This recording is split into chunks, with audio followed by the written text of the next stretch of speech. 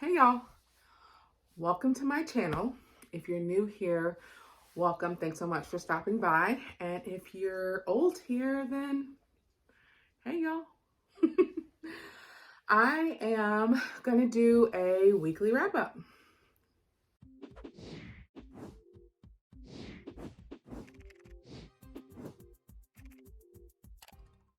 So I skipped my weekly wrap up last week. I definitely missed you guys, but also, it was nice to not feel the pressure to make a video because I just wasn't feeling it. I think I spent the day reading instead. I'm pretty sure I read 3, maybe even 4 books last weekend. So that's what I did instead of recording.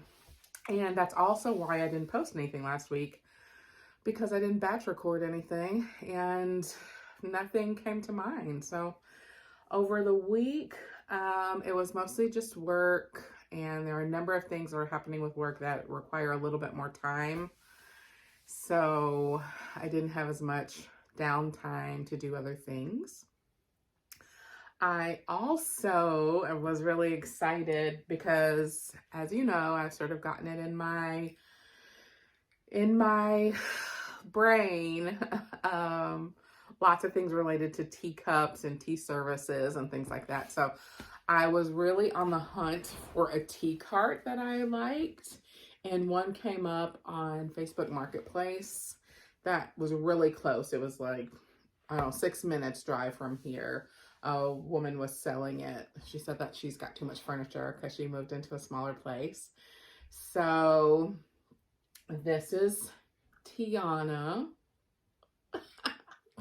Get it? My new favorite piece of furniture. I mean, second to the card catalog, of course. Let's zoom in, shall we? And take a little looky-loo. So I really like it a lot. The leaves come up on both sides, and there is the glass tray in the middle. So I can use that for things, probably mostly picture taking instead of serving tea, because who am I going to serve tea to? No one. And then on the bottom shelf, just a few books. And I think this is actually the coffee pot from a tea and coffee service. I do have the tea pot also. And then these are some bells I bought from, I think, the At Home store a million years ago, and I never really found anything that I liked to use them for. I also have some of those like cotton plants that I thought would be great props, but I'm just really not that creative when it comes to thinking of new ways to use old things. So, I also got from, let's make this bigger or make this taller. Got from a antique store. I love this. I don't know why I love it so much. This little cricket. And actually it looks more like a grasshopper, but I love it. And that brass bell, which I won't ring because it will be so loud in our earballs. But I love it. I cleaned it up. And now it's shiny and sparkly. And then, of course, one of my cajillion cigar boxes, which was what I was totally into a couple of months ago. So that's my tea cart. My mom really wanted to see it. So I'm going to tilt it down and then back up so you can see more of it. It's in great shape. I, cleaned it up and then used a finishing color, whatever, on it so that would, bring the color out and fix some of the scuff places that are on there. But I'm actually thinking of painting it. So if you Google or look on Pinterest for do-it-yourself or refurbished tea carts, there are a lot of different options for how people have painted them. So I'm thinking of painting it. But I like it like this for now, but it's a different wood tone. And actually, when I did the drawers of the card catalog, I used different finishing random piece of tinsel. Different finishing, so you can see how some of the drawers look a little bit darker and some of them look a little bit lighter. So I do like that sort of mismatch wood look. So I might leave the tea cart the way it is for a while, but I might get it in my brain that I need to paint it immediately. So it's hard to know what I'll do.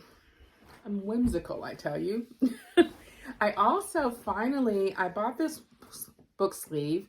No surprise, I have a million of them. From the Cozy Library, and I was just really struck by the material. And I actually bought it in November, late November. And she messaged me at the beginning of December and asked if it was okay to hold off on mailing it because the mail was kind of such a hot mess. So I just got it this week, and I actually did not see the little like girl who's sitting with the cat in some of these pictures. Super cute. Emerald green on the inside. So that'll go in the book sleeve basket, which is now way over there because Tiana is in the way. Okay, so I'm going to tell you about 2 books fast. A little bit, well, 2.5 books, because I'm in the middle of Cinderella is Dead. I'm really enjoying it. At the same time, not that interested. I don't know how that happens, but I like the writing. Really strikes me more as middle grade writing, which is totally fine. I love middle grade books, even though the content feels more YA. I think this might be Kaylin Bayron's debut, so I would think I'm thinking that her writing is probably just going to improve and improve, and there's nothing wrong with it. It just feels a little younger than I think it's intended. And it's interesting. It's an interesting concept. There's a land that's being ruled over by a king who insists that everybody comply with the Cinderella myth. It's a town where the town where Cinderella lived. And the main character, whose name I've already forgotten, is trying to figure out Sophia. She doesn't want to live according to the expectations, and she's trying to figure out how to get out of it. So I will probably finish it because I'm already on page 241. And I do want to know, like, I want to have read it, even though I'm not really like excited about it. And one of the reasons why I might not be excited about it is because I am really excited about moving on to my next book, which is Outlawed by Anne North. So it may be that it's like senioritis, you know, let's just get through this one so that we can get on to the next thing. But last week I read The Ask and the Answer last weekend. So this is the sequel to the Chaos Walking trilogy by Patrick Ness. I think it's going to become a movie that I hope to never see because I get so mad and so irritated about movies that are adaptations. But in this book, it picks up right after book 1 ends. So we see that our guy, what's his name? Todd, is in a pickle in Haven, which has been taken over by Mayor Prentice and turned into New Prentice Town. And what is the girl's name? The main girl, her family and friends have not landed on the planet yet. So everybody's sort of trying to figure out how to sort of leverage their side of the story when the new people land on this planet.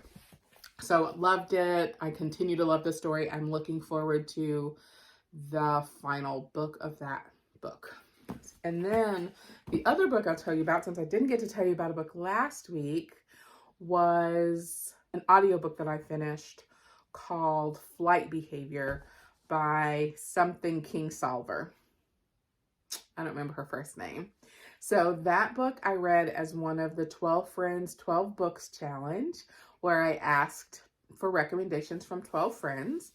And it's a book about climate change, kind of, And thinking that it was about climate change and was going to really hit me over the head, and not really being sure if it was fiction or nonfiction, I was a little bit closed off to the story, I think, when I got started with it. But it is fiction. And in this town in the Rockies? No, not the Rockies. In the Smokies. Where are the Smokies? You know the area I'm talking about. A lot of like mining kinds of fracking and things like that are going on. There is a family who's thinking about selling off some of their property for logging, and they find out that this special species of butterfly has landed in their backyard on the mountain. And usually this species of butterfly goes to New Mexico, but because of different things that are happening with the environment, they've gone to their place instead.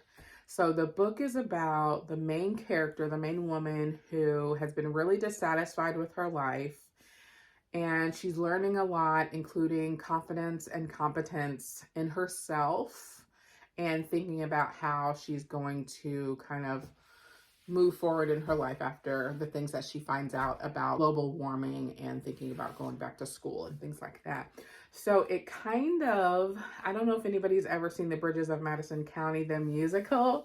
I don't remember the movie, but it kind of reminds me of the musical, because in that musical, the main character is this French, or maybe she's an Italian woman, and she lives with a guy who's perfectly fine and treats her well, but she's so like bored of her provincial life that she's constantly looking for good things to happen elsewhere outside of her home. And in that musical, the ending really pissed me off because I thought she was basically not a good person. And in this book, it goes kind of a different way, the same way, but she manages it in a different way. So I liked that about the book. So that I read an audiobook. It was great. Really liked it. Glad it was recommended. Glad it was about climate change, because you guys know that I avoided climate change six times last year. So it's done. I never have to read anything about climate change again. But I loved that it was a fictionalized sort of story about it. You know, and there's a scientist that comes to study these butterflies in their wrong migratory patterns, their flight behavior. And he talks about, you know, the change in climate that's really impacting the environment and native species. So I liked it. Okay, so I think that's it for this video. You got to meet my beautiful new Tiana, which is also the perfect size to use as a desk when I sit on my little sofa over there for meetings and stuff if I need to. And, you know, in this fictional tea party I'm going to give one day when the world opens back up, I now have a tea cart. So that's awesome. Okay. I will see you on the next one.